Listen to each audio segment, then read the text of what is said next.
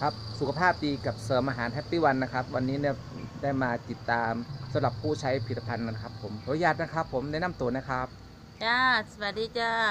ฉันนางสวัสดิ์บุญหลวงค่ะอยู่บ้านสีแจอำเภอกุมภาวาจังหวัดอุดรค่ะเมื่อสุขภาพสุขภาพคือปี50เริ่มปวดหลังแล้วก็เลยไปหาหมอก็เลยว่าเป็นไขสันหลังเสื่อมทับเส้นประสาทพอปี52หมอก็เลยว่าจะผ่าฉันก็เลยไม่ผ่าก็เลยว่าถ้าหมอว่าถ้าไม่เลิกทำงานก็คือป้าก็จะปวดอยู่อย่างนี้ก็เลยตัดสินใจลาออกจากงานมาอยู่บ้านมันก็ปวดเหมือนเดิมค่ะทรมานหรือเปล่าครับป้าทรมานค่ะมันชามันปวดแล้วมันก็ชาตรงไหนนะครับชา ที่อาการหนักเนี่ยมันตรงเนี้ยเนี่ยปวดตรงไขกระดูกตรงกระดูกแล้วมันก็จะปวดลงมาอย่างเงี้ยๆครับผมเป็นมากี่ปีนะครับผม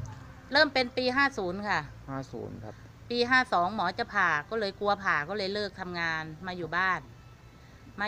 มันก็ยังปวดเหมือนเดิมทีนี้ก็หารักษาไปนวดก็ไปนวดฝังเข็มก็ฝังที่ว่ายาตัวไหนดีเขาให้กินก็คือซื้อกินหากินซื้อกินมาตลอดค่ะครับทีนี้มีคนชักนำมากินอาหารเสริมไอแฮปปี้วันนี่แหละมันก็อยู่ได้เพราะแฮปปี้วันกินไปครั้งแรกรู้สึกเป็นยังไงบ้างครับผมครั้งแรกกล่องแรกก็ไม่มีอาการมันก็ไม่มีอะไรกล่องที่2ก็ไม่มีกล่องที่3มันจะเริ่มป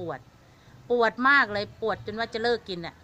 ทีนี้คนที่เขาพามาเขาเลยว่าไม่ต้องเลิกกินนะให้กินต่อ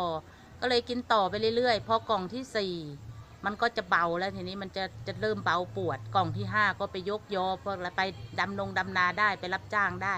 เดินลงทุ่งลงท่าได้แล้วก็ไปวัดไปอะไรก็ไม่ได้พักกลางทางปัจจุบันนะครับอาการล่ะดีอาขึ้นไหมการมันก็ดีขึ้นค่ะก็ยืนนานได้เมื่อก่อนยืนไม่ได้นะแค่นี้มันต้องนั่งแล้วเนี่ยครับนี่มันก็ยืนนานแล้วก็เดินไปตลาดก็เดินได้ครับผมขอฝากสำหรับผู้ที่ติดตามรายการนี้หน่อยครับขอฝากแนะนำเลยนะคะครับแน่นะขอฝากด้วยค่ะแฮปปี้วันถ้าใครเป็นโรคเหมือนฉันนะคะกินเลยค่ะไม่ต้องลองกินเลยค่ะถ้าอยากหายก็คือกินไม่ต้องลองกินได้เลยค่ะมั่นใจกี่เปอร์เซ็นต์นะครับป้า ตอนนี้คือ100%แล้วค่ะครับขอบคุณมากนะครับผมคุณจ้าป้าอะไรนะครับสวัสดิ์บุญหลวงค่ะอยู่ที่อำเภออะไรนะครับอำเภอกุมภาวาจังหวัดอุดรค่ะครับขอบคุณมากๆนะครับค่ะสวัสดีค่ะ